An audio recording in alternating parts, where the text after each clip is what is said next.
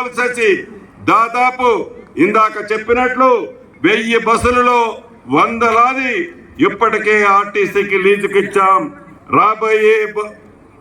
రాబోయే రోజుల్లో ప్రతి మండల కేంద్రంలో మహిళా సంఘాల ఆధ్వర్యంలో రైసు మిల్లులు, గోడాములు కూడా ఏర్పాటు చేయాలని మన ప్రభుత్వం యొక్క సంకల్పము.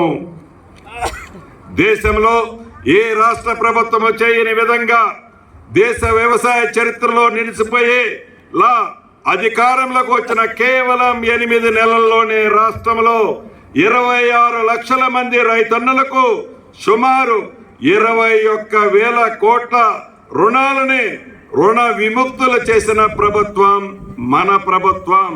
దేశ సంక్షేమం కోరే కాంగ్రెస్ ప్రభుత్వం వ్యవసాయ రంగానికి అత్యున్నత ప్రాధాన్యత ఇస్తూ వచ్చింది. వ్యవసాయ యోగ్యమైన భూములకి ఎటువంటి పరిమితులు లేకుండా రైతు భరోసా పథకాల కింద రైతుకు అందించే పెట్టుబడి సహాయాన్ని ఎకరాకు 10,000 రూపాయల నుంచి 12,000 రూపాయలకు పెంచడం జరిగింది.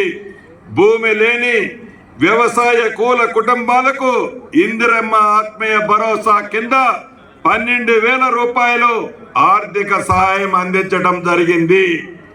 రైతులు పండించిన ప్రతి గింజను కొనుగోలు చేస్తూ ధాన్యాన్ని కొనుగోలు చేసిన 24 గంటల లోపే రైతు ఖాతాల్లో నగదు జమ చేయటం జరిగింది.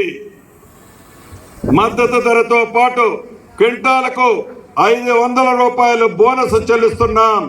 దీని వలన రైతులకు అదనపు ఆదాయం చేకూరటంతో పాటు రాష్ట్రంలో సన్న బియ్యం దిగుబడి కూడా భారీగా పెరిగింది. పబ్లిక్ సర్వీస్ కమిషన్ ప్రక్షాళన చేసి ఎప్పటికప్పుడు నోటిఫికేషన్లు జారీ చేస్తున్నాము.